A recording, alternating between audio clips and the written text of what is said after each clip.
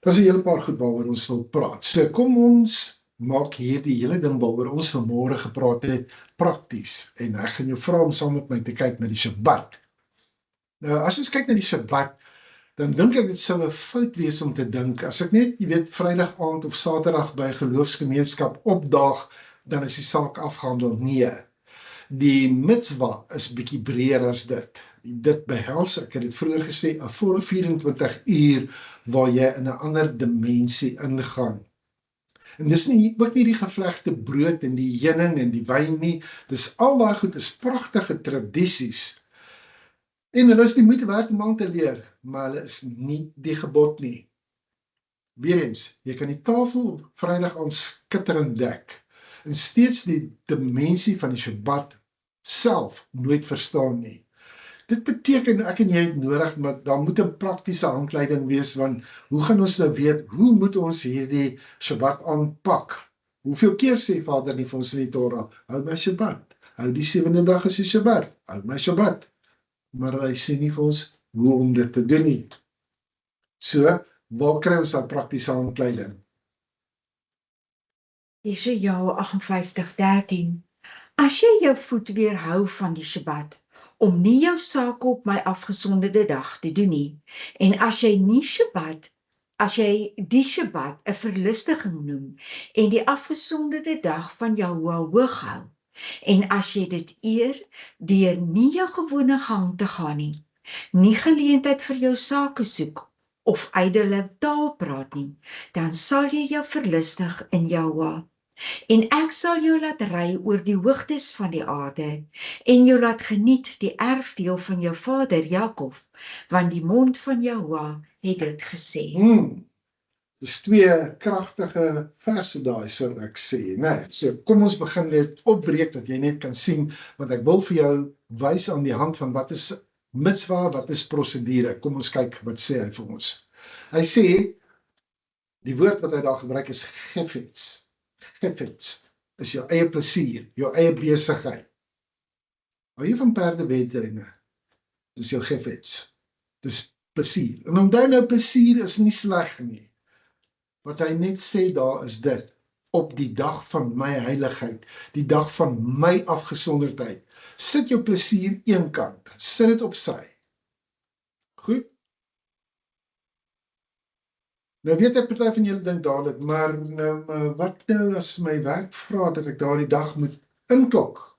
En ek kan vir jou sê, dis 'n eerlike stukkie spanning waarbinne jy ingaan, en ons kan dit nou maar nie net wil wegwens nie. Ek het te veel daarmee te doen gekry, so kom ons praat daaroor.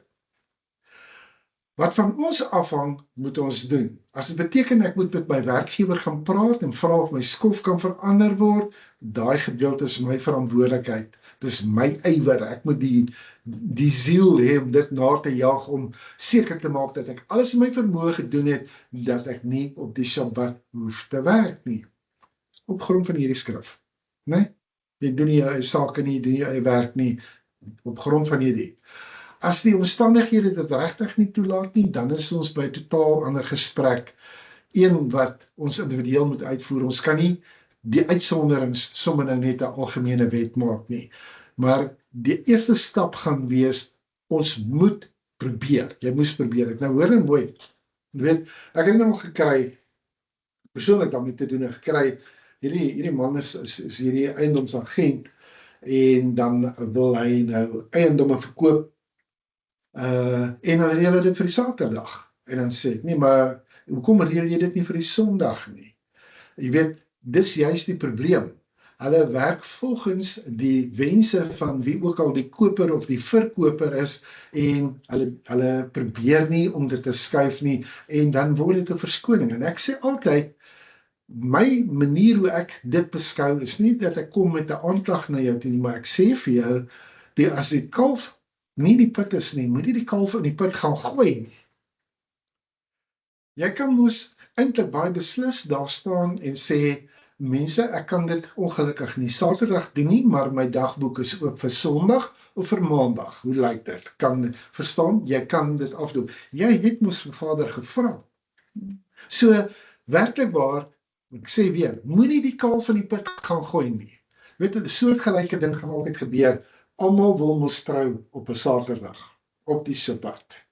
Dis 4:00 die middag. En dan het jy geantwoord, ja nee, ek sal die troue bywoon totdat jy agterkom, o gats, maar dit is nou die Sabbat. En dan wil jy nou skielik daar uitkom, maar weet jy wat, as jy klaar gesê het, ja, as 'n man sê hy gaan 'n ding doen, bemidbaar regte, dan moet jy dit doen. Maar waarom, wel, ek kan vir jy dit sê, ek het dit al 'n paar keer gedoen, ja nee, ek sal kom, ek kom na jou troue toe, na Sabbat, ek sal daar wees, na Sabbat. Verlede jaar het ons onsself in daardie posisie bevind, dat hulle probeer het om die eiendom waar ons gehuur het, om dit te verkoop, dan wil hulle op die Sabbat dit kom wys vir potensiële kopers. Dan sê ek nee, dood eenvoudig, ek as die huurder, ek het regte, ek is jammer. Jy kan maar Sondag kom. Ek is van 8:30 af, is ek vir jou beskikbaar. Maar my Sabbat, nee. Ek is besig om goed aan te bied op Sabbat en daarna gaan ek slaap. Ek is baie ernstig, ek wil die rus inkry, ek wil die voordeel wat die Sabbat vir my inhou, dit wil ek hê. So met ander woorde, op grond van hierdie skrif, dan probeer ek my uiterste bes en ek was suksesvol. So ek gaan niemand kwaadlik neem wat dit nie kan doen nie, maar ek sê vir jou, die maatstaf daar is, het jy jou absolute beste probeer. Maar kyk nou wat sê hy, hierdie Sabbat vreugde, dit begin wanneer jou gewone selfgerigte plesier plek maak vir 'n heilige oneg. Oneg is die woord, nee. Nou jy sal weet, as jy bietjie gekrap het op messiaanse websites, dan sê hulle altyd vir jou, maar bring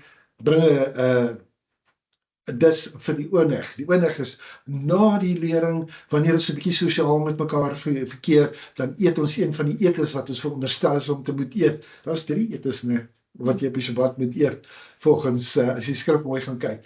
Die punt is net, hy sê, as jy die Sabbat 'n verlustiging noem, 'n oneg noem, dan is dit iets van 'n hoër orde. Waar jou gifets net na gewone begeertes verwys, dan verwys hierdie woord oneg na 'n geestelike verlustiging. Dit moet 'n geestelike verlustiging wees om saam te kan eet en te fellowship en met mekaar te kan deel en te getuig oor dit wat Vader in jou lewe gedoen het in hierdie afgelope week. Daai woord oneg, dis dieselfde woord wat hierso gebruik word. Dit gee 'n ander perspektief. Hy gee heeltemal ons 'n ander perspektief. Kyk, lees gou vir ons hierdie skrifgie. Delien 37 vers 3. Vertrou op Jahwe en doen wat goed is. Bewoon die aarde en beoefen getrouheid. En verlustig jou in Jahwe, dan sal hy jou gee die begeertes van jou hart. Jy is heeltemal reg, dit gee 'n ander perspektief daarin. Met ander woorde, hy wil hê dat jy moet op 'n geestelike vlak inkom, nee, op die Sabbat.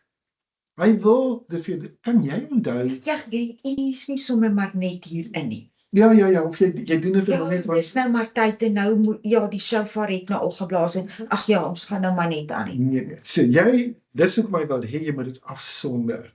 Nee, ek sê weer vir jou, geen plesier van hierdie wêreld kan oneg vervang nie. Jy kan nie verwag om die Sabbat reg te ervaar, terwyl jy jou eie plesier daarin najag.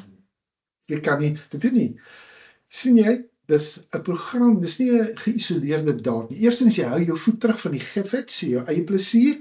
Tweedens, dan noem jy die Sabbat 'n verlustiging, die oneg, en dan kan ek jou sê, dit is wanneer jy jou week doelbewus rondom die dag orden.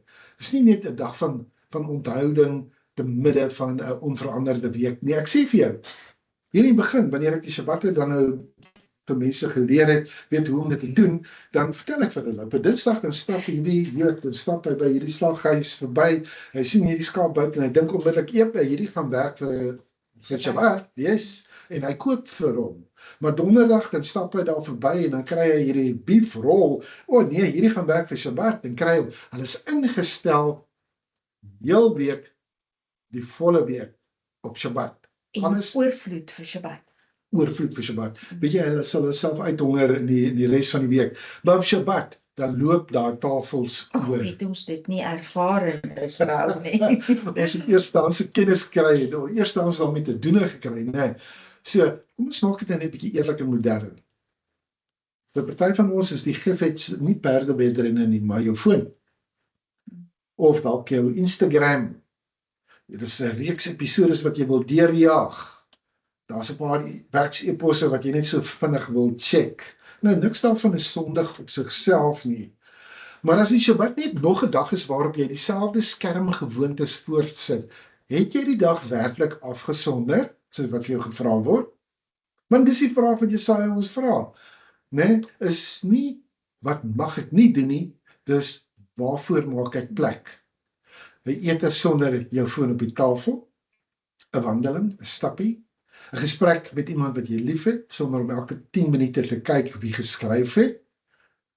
Dis waar die oorleg begin. Nie in iets wat weggeneem word nie, maar iets wat vir jou oopgemaak word.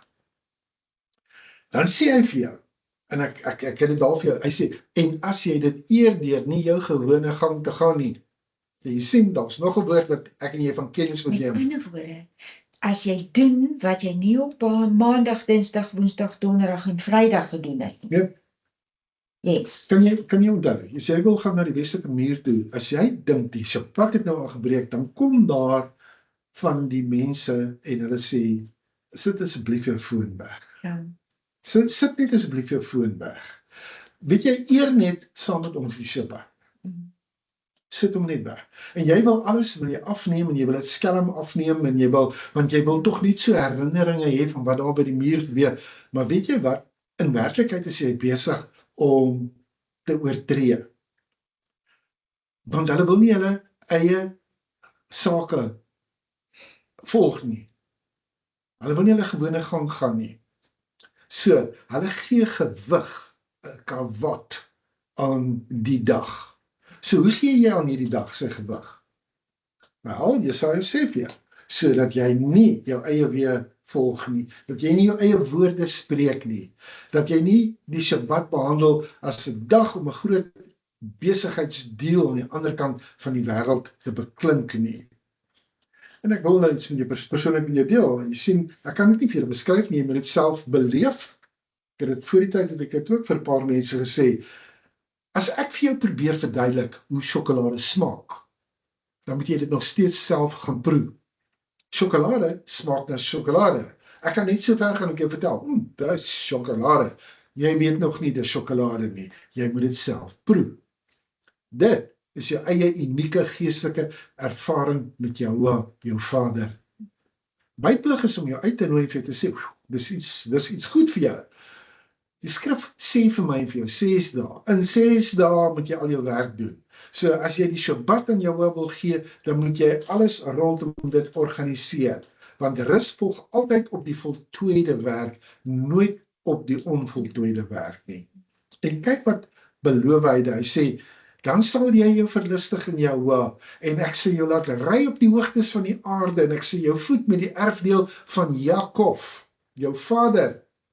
Die hoogtes van die aarde, dink aan die hoë berge van Israel, waarvandaan jy die hele land kan sien. Hoor mooi wat ek vir jou hier probeer sê.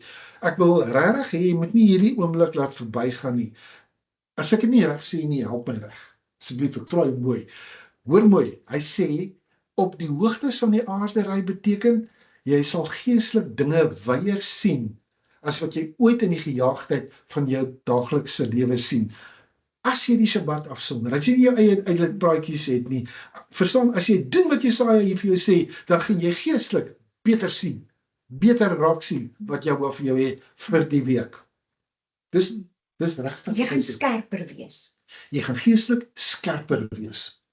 Jy gaan absoluut geestelik skerper wees. En dis wat die beroep op jou wil doen is, wil jy nie jou opneem op dit wat hy hier deur die profeet Jesaja vir jou sê nie, né? Wil jy nie bietjie geestelik skerper kyk nie, kan doen wat hy hier vir jou vra, hier in Jesaja 58 vers 13, né? Maak die Sabbat vir jou 'n verlustiging.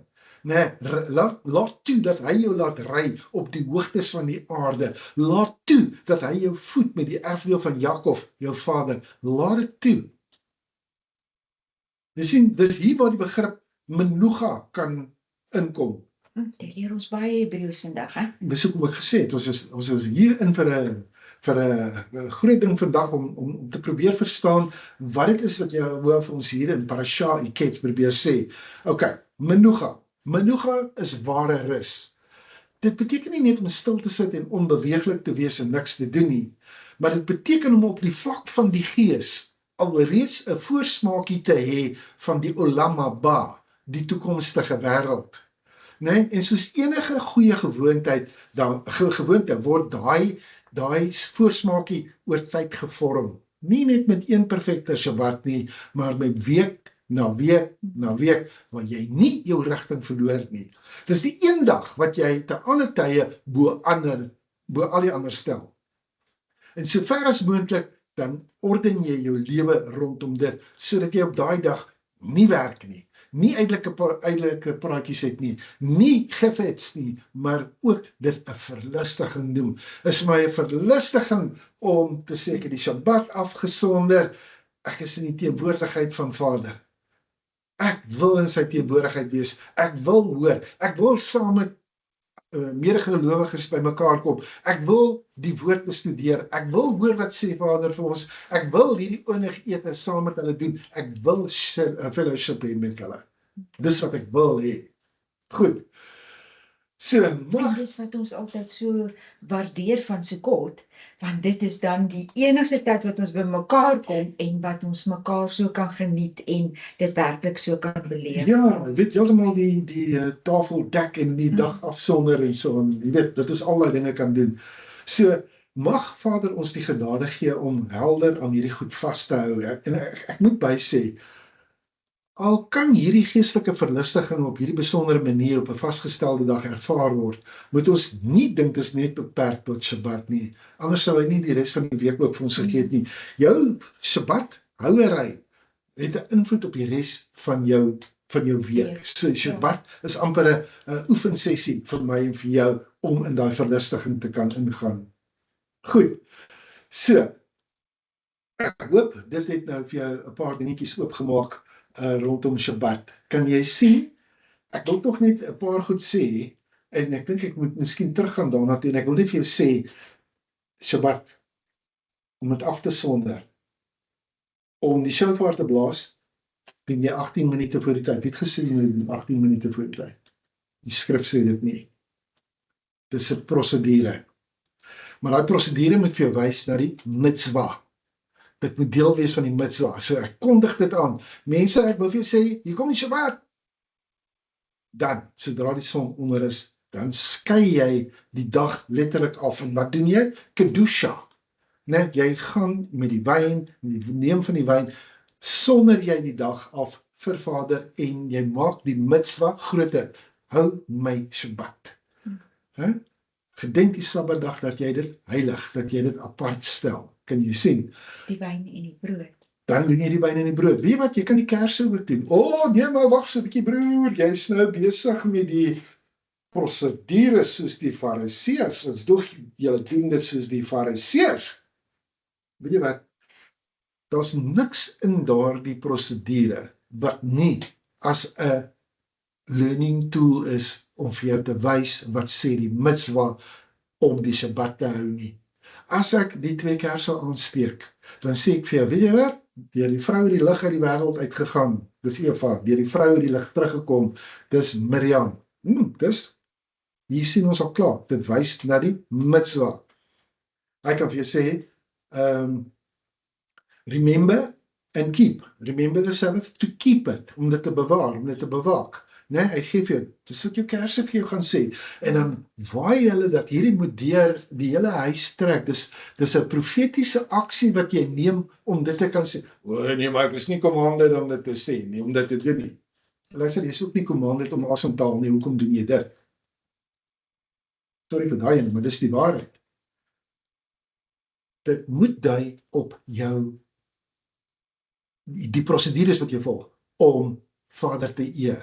Selfs wanneer, en ek weet, dis hoekom ek vasstaan daarop, wanneer jy die Shabbat afgesonder het, dan gaan jy definitief nie jou sake doen nie. Die kinders moet al reeds in orde wees, gebad ook al, as dit nodig is, klaar gevoed, sodat jy die Shabbat kan ten volle geniet en gebruik en in Vader se teenwoordigheid kan wees en by die oornig kan wees, dat dit 'n verlustiging kan wees, want ek kan jou verseker, as jy jou daar gaan verlustig, he's going to do likewise. Hy gaan dit ook doen. Hy gaan dit ook saam met jou geniet.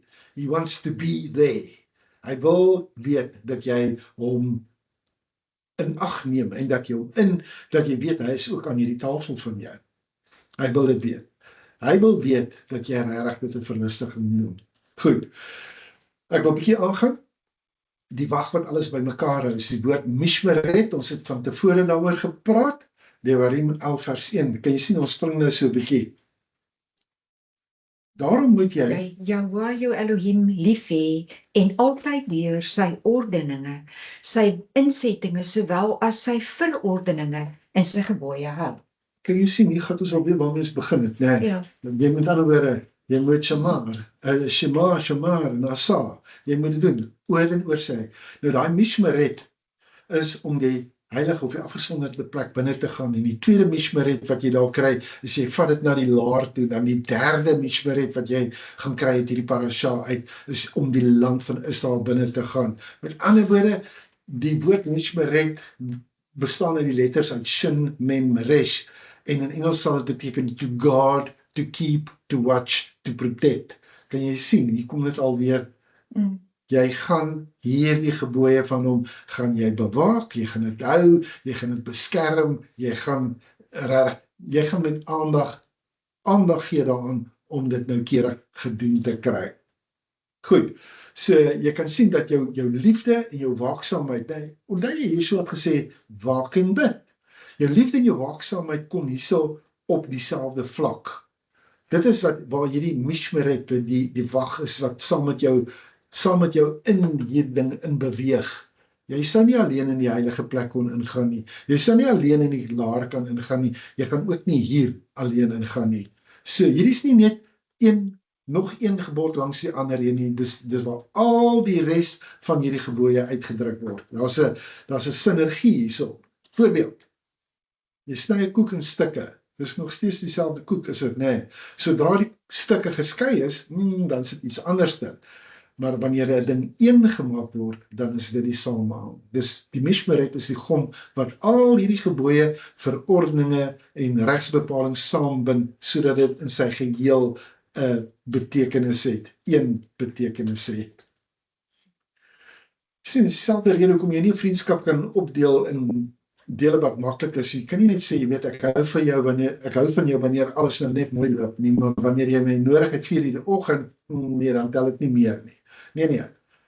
'n ware verhouding is 'n geheel. Anders is dit nie 'n ware verhouding nie. Dis presies wat die mishmeret van ons vra. Ons het nie net 'n paar gunsteling gebooie wat by ons pas nie, ons pas alles toe wat Jahweh vir ons gee. As jy die samehang van hoe al hierdie gebooie saamwerk, as jy dit uit die oog uit verloor, dan is die eenheid weg. Né? Al is daar nog so, hou jy aan een of ander los stukkie vas. Jy moet die geheel saamvat. Dis wat Devarim 11 van jou gaan vra. Okay, dan sê hy vir jou daar in vers 2, sê hy vir iets baie belangrik. Hy sê, en julle moet vandag weet, dat ek nie praat tot julle kinders wat die onderwysing van Jahweh julle nie van geweet en nie gesien het nie. Wat sê hy?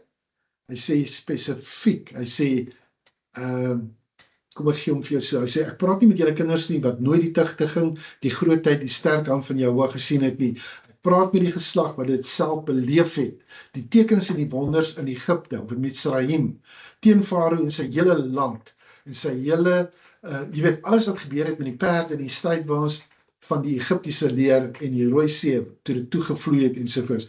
Hy sê, hulle het al hierdie goed het hulle gesien. Nee? Hy sê, julle eie oë het gesien al hierdie groot werke wat Jahwe gedoen het. Hoekom is dit vir Moshe belangrik om vir my en vir jou te herinner aan alles wat ons self gesien het? Weer eens, omdat geheue die grondslag van die geloof is.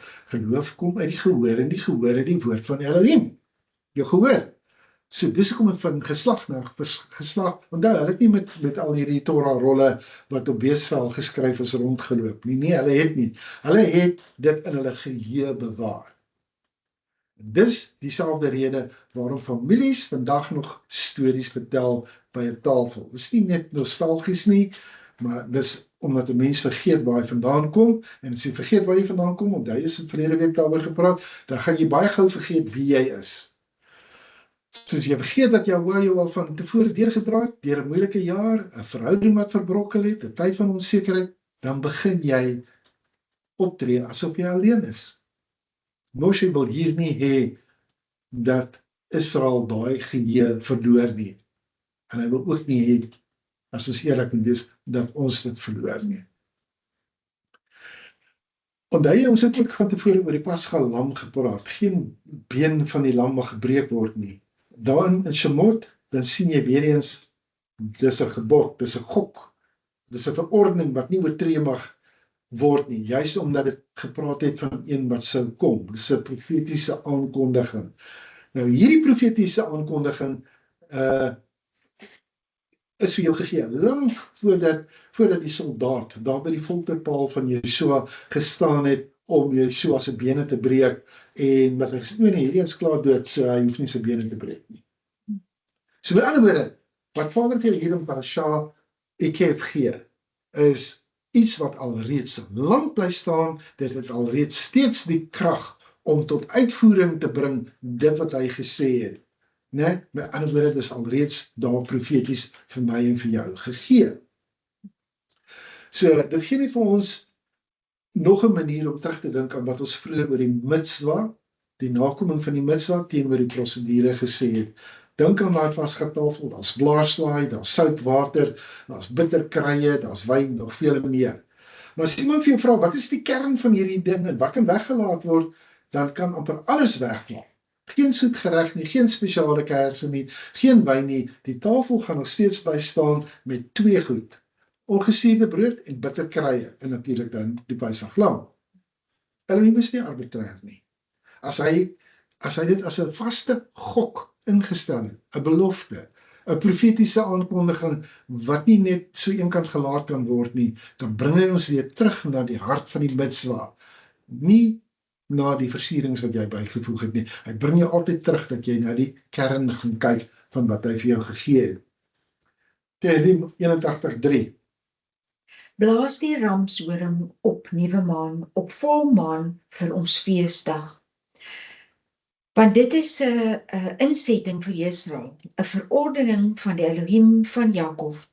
Hy het dit ingestel as getuienis in Josef toe hy uitgetrek het teen Misraim. So dit is wat Tehillim 81 hierso vir ons sê. Die shofar wat by die nuwe maan geblaas word, want dis 'n verordening vir Israel. Blaas ons die shofar by die nuwe maan? Wel, hier's 'n oproep om dit te kan doen. Dis 'n ding wat ingestel is. Gaan kyk bietjie Bamidbar 10, dan sien jy waar word die shofar geblaas. Van al die dinge wat gedoen word, is die blaas van die shofar iets wat nooit weggelaat kan word nie. Want dit dui altyd as 'n teken van die koms van die Messias. Die laaste bassein sal blaas. Die dode sal opgewek word. So weer eens, om die shofar te blaas is eerstens 'n belofte, die dode gaan opstaan, en dan, as deel van daardie belofte, is daar 'n taak, is daar 'n oefening. En dit is 'n onfeilbare belofte, want Jahwe sal nooit versuim om te kom om die dode op te wek nie. Weer eens, hoeveel keer ons sê dit Shabbat na Shabbat met die blessings, dat hy is die een wat die dooies weer opwek. Baie belangrike beginsel vir my en vir jou. So, sien jy hierdie klein woordjie, 'n gok, dit gee vir ons 'n hele manier, 'n nuwe manier om na die reëls te kyk. Dit is nie iets wat Jahwe gee net omdat hy graag orde en beheer wil hê nie. Nee? Dit is eintlik, as 'n mens dit so wil hê, dit is 'n soort van 'n kapsule vir die toekoms. So as jy vandag 'n shofar hoor blaas op die dag van Yom Teruah. Jy hoor nie net 'n antieke horing nie, dis 'n oefensessie vir die dag, wanneer daai klank oor die hele aarde gaan weer klink, en jy gaan weet, Messias is op pad. Goed, die idee van volg Jahoua. Hy sê daar hier in hoofstuk 11, dis nou, onthou ons is nog steeds besig met Parasha Ikef, hoofstuk 11, hy sê dit 3 keer vir jou, daar in vers 8 en 13 en 22, gaan hy dit vir jou sê, want as julle al hierdie gebooie getrou onderhou om hulle te doen, deur Jahoua julle Elohim lief te hê, en in al sy weë te wandel en hom aan te hang, kan jy sien, te wandel, daai woordjie volg, as jy jouself as 'n volgeling van Jahoua beskou, daar is dit, hy het vir jou pad afgebaken, hy het vir jou take, hy het vir jou gedrag, hy het vir jou aktiwiteite, dis mos nou wat gevolg beteken, as jy kyk na daai prentjie daar, dan kan jy daai voetspore sien, en elkeen van daai voetspore, is daar iets wat hy vir jou het om te doen. Ons wegkom van hierdie idee, dat aangesien ek nou net hoef te klein, ek is gered deur die bloed van Yeshua, hoef niks verder te doen nie. Ek is jammer, jy's gered tot goeie werke, sodat jy hierdie, wat uit die mond van Elohim uitkom, dit sal kan doen. So as enigiemand vir jou maklik sê, ek is 'n volgeling van Jahoua, dan moet jy weet, om hom te volg, is om sy gebooie te hou. As jy my lief het, sal jy my gebooie onderhou. Dis nie net om saam te kom en oor Jahoua en sy seun te praat nie. Dis ook nie net om aan die skrif vas te hou en te dink dat, as ons daaroor gepraat het, is dit dieselfde as om dit te doen, wat dit sê nie. Dit is prakties. My vriend, ek sê vir jou, as jy Jahoua lief het, beteken dit, onderhou dit, prakties. Doen dit prakties. Ons leef in 'n tyd waar volgelinge 'n woord is wat jy net op die foonskerm sien. Hoeveel volgers jy het, wie volg jou terug? Maar hier's 'n verskil tussen 'n volger op die sosiale media en 'n volgeling van Elohim. Want 'n volger, hy klik net om te volg en te kyk, hy kyk net van 'n afstand. Maar nie 'n ware volgeling nie 'n ware disipel nie. Weet jy, dit laat my dink, en ek wou dit nog ingesit het, daar in Lukas, ek dink is Lukas 6, so Lukas of Markus 6, sê hy, Yeshua het uit al die disipels, het hy 12 gekies, en hulle apostels genoem. En tog as jy na die res van die 4 evangelies kyk, dan praat hy meestal van disipels, maar daar al het hy hulle gekies om apostels te wees. 'n Egte volgeling loop agterna, hy verander sy pad, hy rig sy dereg, dis hoekom hy trek vir in die dereg Torah in. Hierso as jy by ons deel, as jy deel van the way, dereg, hayeshar, the upright, die pad van die opregtes, as jy het so wil stel. So as jy sê jy is 'n ware volgeling, dan klik jy nie net nie, jy is werklik besig om saam met Jahoua te wandel op hierdie pad. Die Parasha Ikef sluit af met die tweede paragraaf van die Shema, wat ons daar in Devarim 6 vers 4 gekry het. En hy sê daar, Vehaya im Shamoah, en dit sal wees as jy sal luister. Hier sal jy sien, dis die fundamentele mitzvot wat herhaal word. Dis die gebod wat al die insettinge en die verordeninge vooraf gaan, en wat daai verbintenis met Jahoua dan nou vir ons skep. Soos ons verlede week gesê, die Shema Israel is die mitzwa wat kom voor enige van die goedkiem en die mishpatim, die verordeninge en die gebooie en die regsreëls. Dis 'n fundamentele gebod. Jy praat van jou verhouding.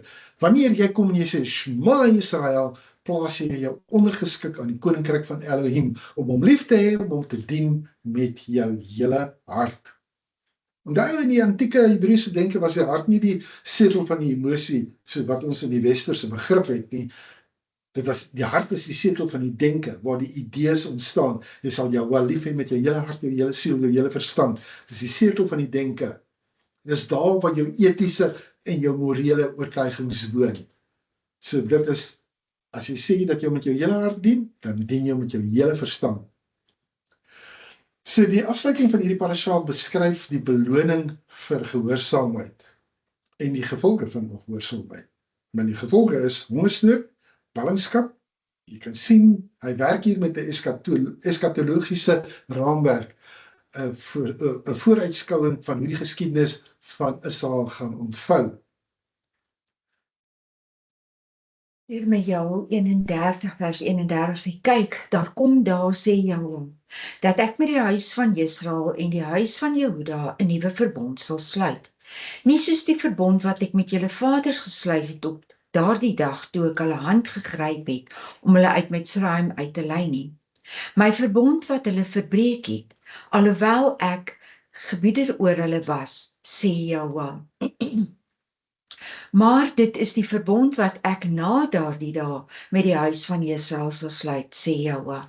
Ek gee my Torah in hulle binneste en skryf dit op hulle hart, en ek sal vir hulle 'n Elohim wees, en hulle sal vir my 'n volk wees. Jeskel 36 vers 26, en ek sal julle 'n nuwe hart gee, en 'n nuwe gees in julle binneste gee. En ek sal die hart van klip uit julle vlees wegneem, en julle 'n hart van vlees gee. En ek sal my gees in julle binneste gee, en sal maak dat julle in my insettinge wandel, en my verordeninge onderhou en doen. En julle sal woon in die land wat ek aan jul vaders gegee het. En julle sal vir my 'n volk, en ek vir julle 'n Elohim wees. Dis 'n mondvol. En dan Okay, so, ek wil net hê jy moet net hierdie eers sien.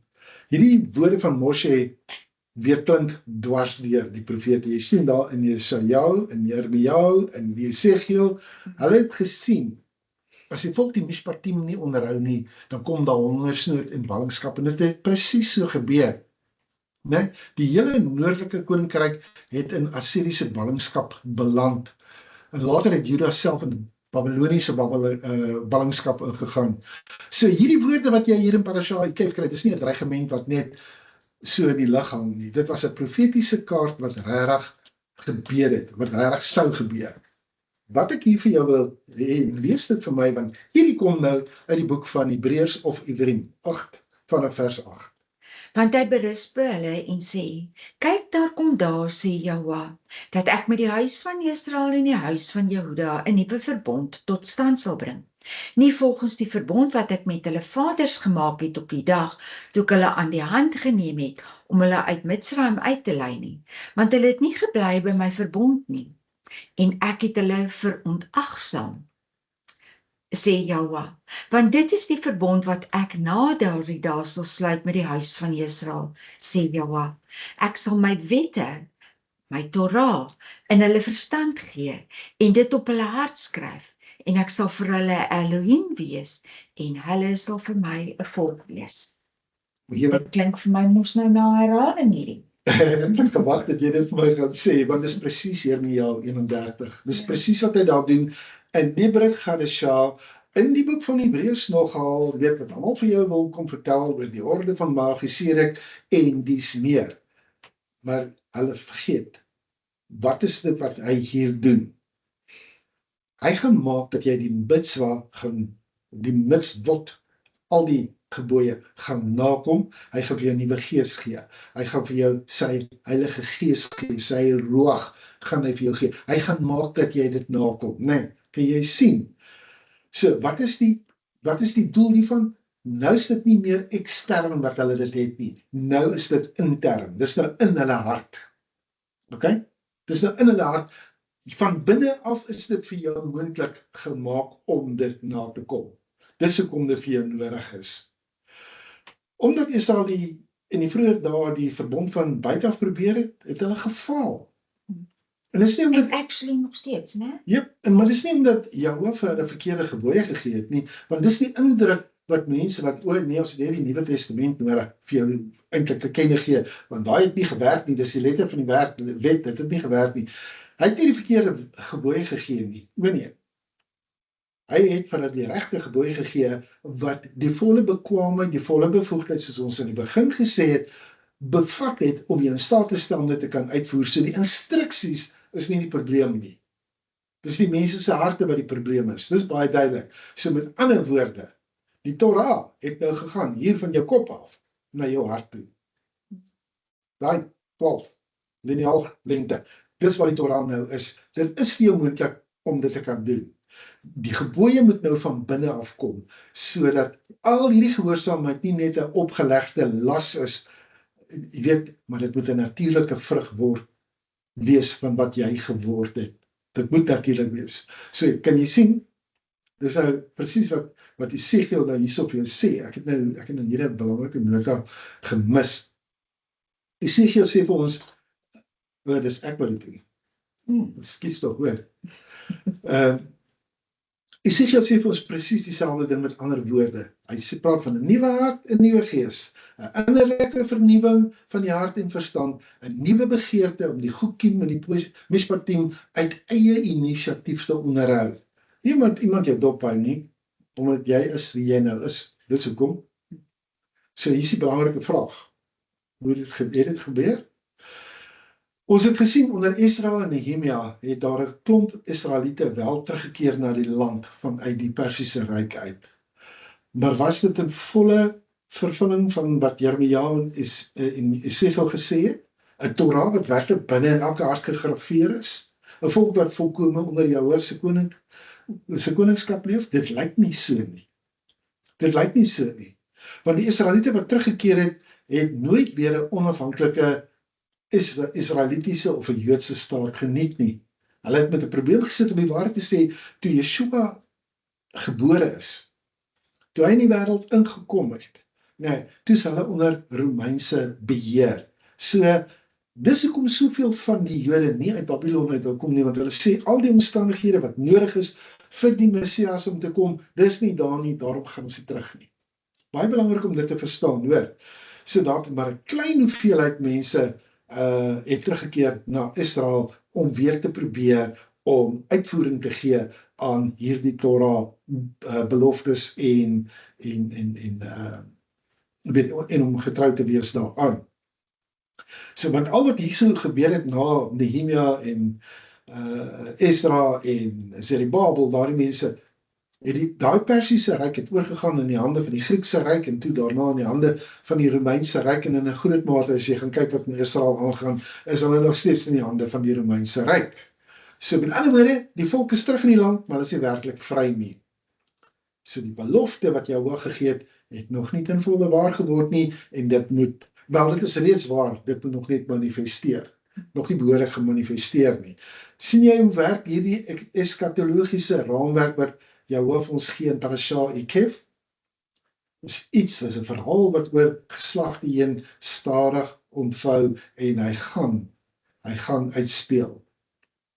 So, weerens, hulle het gewag vir wat ons 'n messiaanse verwagting noem, dat die Messias, die teokratiese koning, gekies deur goddelike aanwysing, uiteindelik weer die volk sal bring op daai oomblik, wanneer Jahwe weer by sy volk woon, wanneer almal na die land toe terugkeer, wanneer ons almal soos die profete gesê het, die Torah uit eie inisiatief gaan begin lewe, of soos wat Moshe dit doen, met 'n besneede hart. Dis wat jy moet weet. Dis hoekom toe die messiaanse beweging begin het met Jochanan die doper, en hy gevolg is deur Yeshua, het baie van die Jode in Yeshua die vervulling van hierdie verwagting gesien. Die oproep was daai tyd helder, dit was dringend. Keer terug, Teshuvah, want die koninkryk van Elohim is naby. Dis nie 'n nuwe boodskap nie, dis die voortsetting van presies dieselfde storielyn waarmee Moshe hier in Ekev begin het. So, hoor nou mooi, want dit gaan een van die skrifte wees wat die meeste misverstaan word, een in die Brit Hadashah. 'n vers wat vir eeue misbruik is om te sê, wel, die Torah is nou afgeskaf. Nee? Maar wanneer Shaul van Tarsus skryf aan die gemeente, die geloofsgemeenskap in Galasië, dan sê hy iets, en hy beskryf regtig niks niets nie. Hy herhaal net die woorde van Moshe. Vervloek is elkeen wat nie getrou bly aan alles wat in die boek van die Torah geskryf is, om dit te doen nie. Direk uit die boek van Devarim uit. En dis wat die swaarste is van al die vloeke, is die ballingskap. Dis daai eerste stadium na die sonde. Tweede stadium word vir jou beskryf, Teshuvah, keer terug. Nee? Jahwe sê, as julle sal terugkeer, en julle sal gehoorsaam. Hoekom? Want hy gaan op ons harte skryf. Die stadium van die Teshuvah, van 'n nuwe hart, 'n nuwe gees, waaroor die profete so geskryf het, dis waar dit vandaan gaan kom. Goed. So, ek dink vir Shaul en baie van die Jode van sy tyd was dit baie duidelik. Hulle het reeds in daai eerste eeu geleef met die gevolge van daai eerste stadium, die ene van ongehoorsaamheid en ballingskap. Maar nou sê hy, die Messias het verskyn, Israel beweeg nou oor na die tweede stadium toe. En nou is dit al 2000 jaar later. So met hierdie agtergrond kan ons verstaan wat hy bedoel het, dat die Messias het ons gered van die vloek van die Torah. Nou moet ek en jy ons verdeel doen om dit uit te leef. Ons het nodig om dit weer te gaan lees, stadig te lees. Hy sê nie hy het ons gered van die Torah nie, hy het ons gered van die vloek van die Torah. Dis die wesenlike verskil. Presies wat ons dan vanmôre gesien het, dis die vloek. Die gevolge van nie die gebooie leef nie. Die hongersnood, die ballingskap, die verwydering van Jahwe se teenwoordigheid. So Shaul sê dat die Messias het 'n vloek geword vir ons, soos geskryf staan, vervloek is elkeen wat aan 'n boom hang, staan in Devarim. En hoekom sou 'n regverdige man dit vrywillig op hom neem? Omdat hy, toe ons net gepraat het oor die Tzadik, want hy praat oor die Tzadik, Avdi, Yasdik, Larabim. My regverdige diensknegt sal die veelheid regverdig maak. Wa avonotam hu yisbol. En hy sal hulle ongeregtighede dra. As jy weet waarvan ek praat, dan weet jy, ek het nou sopas vir jou uit Jesaja 53 aangehaal.